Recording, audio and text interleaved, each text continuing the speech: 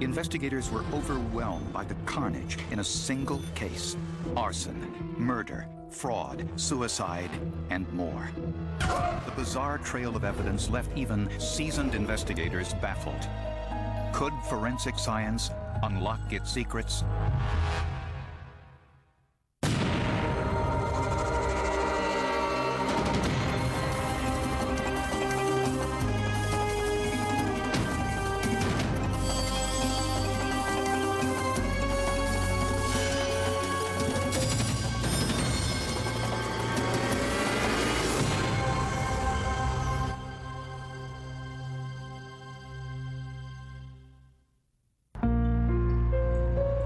There's very little crime in Newman Lake, Washington, a small town outside of Spokane, which was why Bob Wood moved here after his divorce.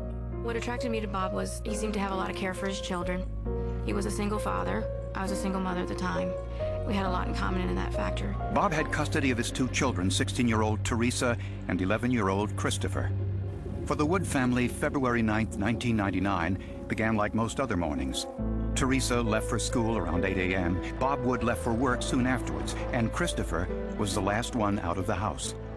Around 8:30, neighbors saw smoke coming out of the windows and called the fire department. The principal from the school came right down to the house and told us that Chris had not come to school and that he may be in the fire. Firefighters searched the home in a frantic effort to find him. Sometimes kids hide in a building after they set a fire, and we didn't know whether he did that, whether he went and hid somewhere else in the house and was overcome by smoke. I kind of figured that Christopher had accidentally set the fire, because a couple weeks before that, Bob had called me and said he was having problems with Christopher and matches. Christopher wanted to set fires. But firefighters couldn't find him. Bob Wood learned about the fire while he was on his way to work. When he returned home, the center of the house was completely destroyed. Bob's first priority was to find his son Christopher, whom he believed was hiding out of fear. He doesn't need to worry about the house or what happened here. His firm's elementary school put together a memorial for Christopher, and they invited all of us to go, and it was huge. And they gave me this book that they had put together. Christopher Wood's classmates and teachers assembled a collection of their favorite stories and recollections of Christopher, an expression the family appreciated. Some of the poems, one of them in particular, it makes me cry every time I read it. Investigators vowed to find the person or persons responsible for the murder and the arson. I think the underlying feeling in the neighborhood that there was a predator and that someone did abduct Chris Wood. That was a big fear amongst the people. We have a database of registered sex offenders, and they had searched that database and had discovered some people in the general area. Since the autopsy revealed no evidence Christopher had been sexually assaulted, it was unlikely the crime was sexually motivated. Investigators asked Bob Wood and his daughter Teresa about their activities on the morning of the fire.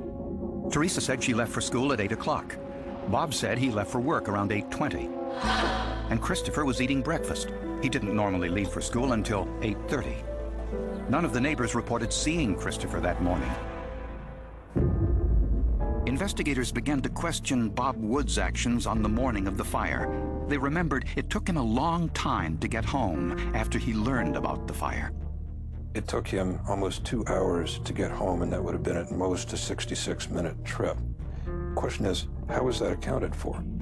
And there was something else. Investigators discovered that Bob was living well beyond his means. He earned about $100,000 a year selling real estate, but he spent much more. He also put in a huge garage in the back that would take an RV and snowmobiles and all his little hobbies. He liked to do restore cars, and that was also in the back of the garage. Investigators also learned that Bob had been fired from his job at a local real estate company a few weeks earlier. Robert Wood had worked for them and had stolen over $100,000 worth of materials, and they told us to be very alert that this fire may be something he's intentionally setting for insurance purposes. And Bob owned 3 life insurance policies on his son Christopher worth $80,000. Well, Bob Wood gave a neighbor a briefcase, and in the briefcase were financial records, and there were lights. Garage for evidence. On the fender of Bob's sports car, they discovered what appeared to be stomach contents. They found similar stains in the back of the truck Bob was driving the day of the fire. Unfortunately, scientists cannot get a DNA profile from stomach contents. I knew that the fluids in the stomach would destroy DNA, at least I strongly suspected that, and a couple of quick phone calls confirmed that. However, I ended up calling all over the country trying to find anybody that could tell me anything about the evidentiary value of vomit. Investigators hoped that this biological material could tell them something.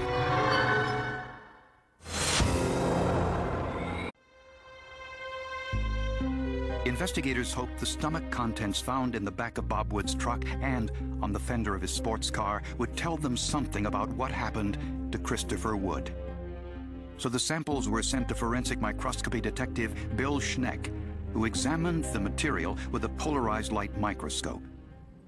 What I found were small little vegetative fragments, oat bran and flour particles and starch grains. From these patterns, Schneck suspected they were unprocessed corn and wheat starch. To be certain, Schneck tested the samples with a solution of potassium iodine. And when you put a small drop of this solution on the vomit material, the starches will turn kind of a purplish blue color. The test was positive. Schneck knew that oat bran, corn, and wheat starch are common ingredients in breakfast cereals. He found the same biological material on the shirt Christopher was wearing on the day of the fire. Schneck found marks to tie Bob Wood to his son's murder. They checked his cell phone records, which revealed Wood was near Christopher's body, 50 miles from home, when he was called about the fire.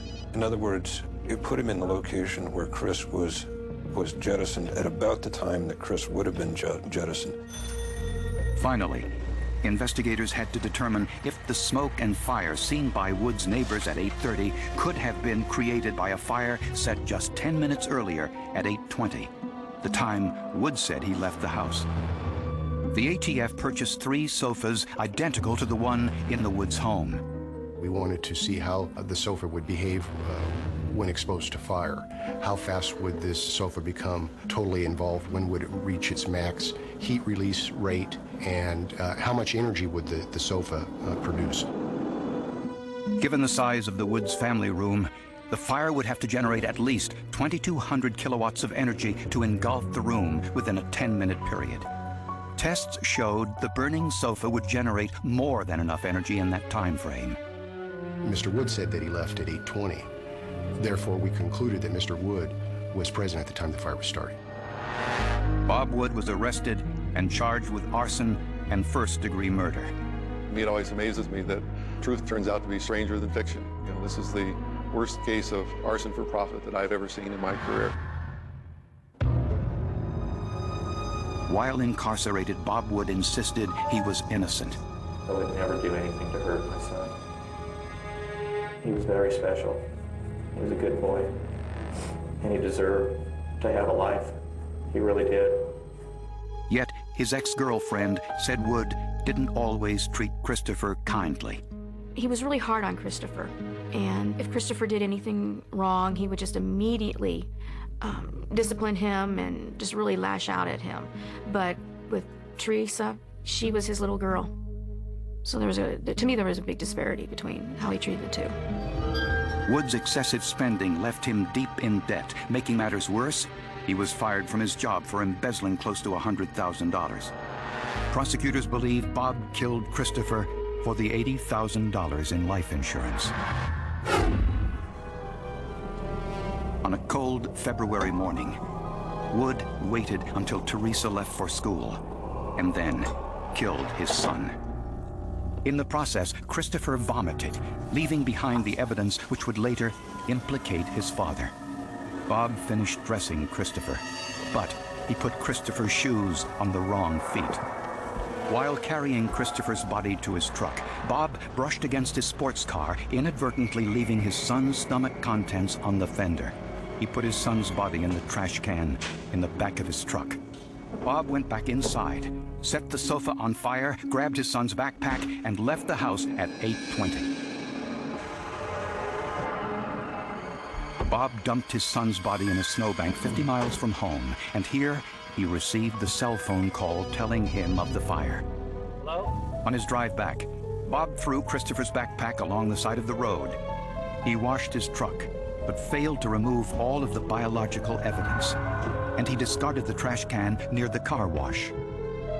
The forensic paint analysis proved the discarded trash can was from Bob's home, and the biological...